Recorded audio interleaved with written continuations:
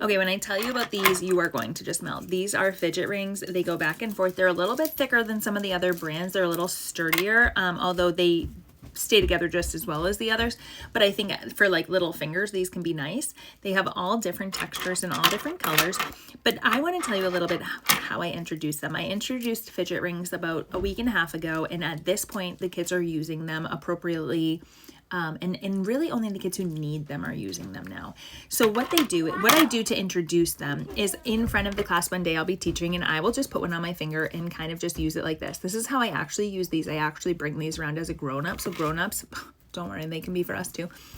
And what I do is I just model it in front of them without talking about it. If kids ask me about it, if they draw attention to it, I just ignore it, move on.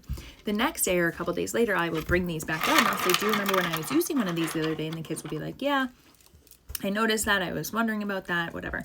And I will say, well, these are a tool. I was having a tough time. I was having a hard time focusing my attention. So I thought I would use a tool to help me. And it really worked. I was doing my job so well. I was able to teach. I was able to do my job. And all it took was a little fidget. And then we talk about it, and then we make, rules and consequences if they break the rules.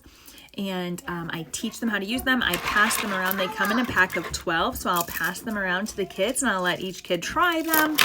And then I put them out, and I say, if you think you can use these as a tool and not a toy, which we talk about, like what the job of a toy is, what a job of a tool is. If you want to know more about that conversation, just let me know.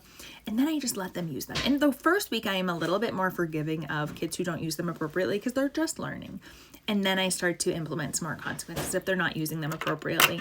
But the rollout and the introduction and the modeling is where you get the best bang for your buck when it comes to fidgets. Like, you can't just put them out and be like, use these. You can't say like, oh, this kid has a hard time, this kid has SEL needs, throw a fidget at them. You have to model it, you have to teach it.